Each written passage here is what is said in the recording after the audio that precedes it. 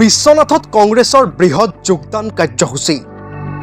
মুখ্যমন্ত্ৰীৰ আগমনৰ প্ৰাক্ষণত বিজেপিত মুখ্যম আঘাত বিশ্বনাথলৈ মুখ্যমন্ত্ৰীৰ আগমনৰ প্ৰাক্ষণত বিশ্বনাথ বিজেপিত মুখ্যম আঘাত আজি আনুষ্ঠানিকভাৱে কংগ্ৰেছত যোগদান কৰে সদ্য বিজেপি ত্যাগী নেতা তথা বিজেপিৰ প্ৰাক্তন ৰাজ্যিক কাৰ্যনিৰ্বাহক সদস্য ডাক্তৰ ৰঞ্জন গগৈয়ে বিশ্বনাথৰ পাভৈ মণ্ডল কংগ্ৰেছ কমিটিৰ উদ্যোগত অনুষ্ঠিত এক বৃহৎ যোগদান কাৰ্যসূচীত সদ্য বিজেপি ত্যাগী নেতা ডাক্তৰ ৰঞ্জন গগৈয়ে প্ৰায় সহস্ৰাধিক সমৰ্থকক লগত লৈ সমদল কৰি যোগদান কাৰ্যসূচীত অংশগ্ৰহণ কৰে কংগ্ৰেছ দলৰ নেতা কৰ্মীয়ে বিপুলভাৱে পুষ্পবৃষ্টি ধুলে দগৰে আদৰণি জনাই নেতাগৰাকীক কংগ্ৰেছ দলত যোগদান কৰাৰ পাছত ডাক্তৰ ৰঞ্জন গগৈয়ে বিজেপিৰ বিৰুদ্ধে কেইবাটাও বিস্ফোৰক অভিযোগ উত্থাপন কৰি 2026 চনৰ পূৰ্বে বিশ্বনাথক বিজেপি মুক্ত বিশ্বনাথ গঢ়াৰ সংকল্প লয় অন্যান্য পিছপৰা শ্ৰেণী আয়োগৰ প্ৰাক্তন উপাধ্যক্ষ তথা বিশ্বনাথ জিলা বিজেপিৰ প্ৰাক্তন উপসভাপতি ডাক্তৰ ৰঞ্জন গগৈয়ে বিশ্বনাথত মুখ্যমন্ত্ৰীগৰাকী বিশ্বনাথত উপস্থিত হোৱাৰ প্ৰাক্ষণত প্ৰায় সহস্ৰাধিক সমৰ্থকক লগত লৈ কংগ্ৰেছ দলত যোগদান কৰা কাৰ্যই বিশেষ তাৎপৰ্য বহন কৰিছে হয় মই ভাৰতীয় জনতা পাৰ্টিত বহুত দিন ধৰি কাম কাজ কৰি আছিলোঁ মই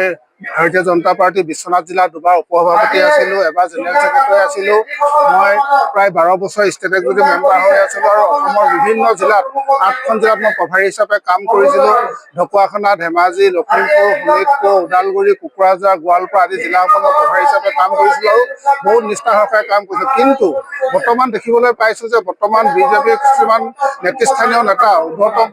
ঊৰ্ধ্বতম নেতা কিছুমানে আমাৰ তৃণমূল পৰ্যায়ৰ ভাৰতীয় জনতা পাৰ্টীৰ কাৰ্যকৰ্তাসকলক গুৰুত্ব নিদিয়ে বা পুৰণা কাৰ্যকৰ্তাসকলক গুৰুত্ব নিদিয়ে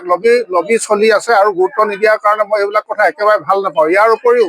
বিজেপি নেতৃত্বত যিখন চৰকাৰ চলি আছে এই চৰকাৰখনত যদিও কেইটামান ভাল কাম কৰিছে একেবাৰে নাই কৰা বুলি কোৱা নাই আমি চাকৰিবিলাক বিনামূলীয়াকৈ দিছে বা কৰাপশ্যন নোহোৱাকৈ দিছে কিন্তু বিভিন্ন বিভাগত যিবিলাক কমিশ্যন আৰু কৰাপশ্যন চলি আছে এইবিলাক আমি একেবাৰে সহ্য কৰিব নোৱাৰোঁ কোনো ভাৰতীয় জনতা পাৰ্টীয়ে কৰ্মীয়ে বা অন্যান্য ঠিকাদাৰসকলে কেতিয়াও কোনো এটা কাম কমিশ্যন নিদিয়াকৈ নাপায় আৰু প্ৰত্যেকে কমিশ্যন দিব লাগে আৰু বিভিন্ন বিভাগত ইমান কৰাপশ্যন চলিছে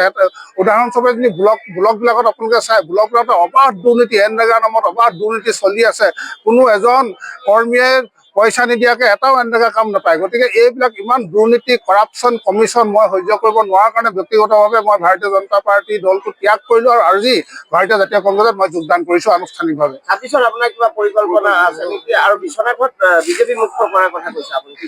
নহয় চাওক মই বৰ্তমান ভাৰতীয় জাতীয় কংগ্ৰেছত আজি যোগদান কৰিছোঁ মোৰ লক্ষ্য আৰু উদ্দেশ্য হ'ব আমাৰ বিশ্বনাথত 229টা বুথ সমিতি আছে 24খন মণ্ডল আছে এখন পৌৰসভা আছে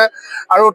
আমাৰ 3খন ব্লক সমিতি আছে বিশ্বনাথ ব্লক সমিতি হাকুমঠা ব্লক সমিতি আৰু বিশ্বনাথ টাউন ব্লক সমিতি আৰু আমাৰ 24টা মণ্ডল সমিতি আছে আৰু 229টা বুথ সমিতি আছে মোৰ লক্ষ্য আৰু উদ্দেশ্য হৈছে যে ভাৰতীয় জাতীয় কংগ্ৰেছৰ দলটো আমি তৃণমূল পৰ্যায়ৰ পৰা শক্তিশালী কৰিবলৈ হ'লে আমি 229টা বুথ সমিতি আমি বনাব লাগিব শক্তিশালীভাৱে আমি 24খন মণ্ডল সমিতি আমি শক্তিশালীভাৱে বনাব লাগিব 3খন ব্লক সমিতি আমি শক্তিশালী কৰিব লাগিব আৰু শক্তিশালী কৰি আগন্তুক দিনত আমি বিশ্বনাথত আমি ভাৰতীয় জাতীয় কংগ্ৰেছ শক্তিশালী কৰি তুলিম আৰু মোৰ লক্ষ্য আৰু উদ্দেশ্য হৈছে যে বিশ্বনাথটো আমি বিজেপি মুক্ত কৰা বিজেপি মুক্ত বিশ্বনাথ ইয়াতে কংগ্ৰেছৰ নেতা কৰ্মীসকলে দপদপাই থাকিব আৰু বিজেপি নেতা কৰ্মীসকলক আমি সকলো কংগ্ৰেছলৈ লৈ আহিম আৰু ইয়াতে আমাৰ বিজেপি মুক্ত বিশ্বনাথ কৰাই মোৰ লক্ষ্য আৰু উদ্দেশ্য বিশ্বনাথৰ পৰা ৰূপজ্যোতি শইকীয়াৰ ৰিপৰ্ট মাই নিউজ এনি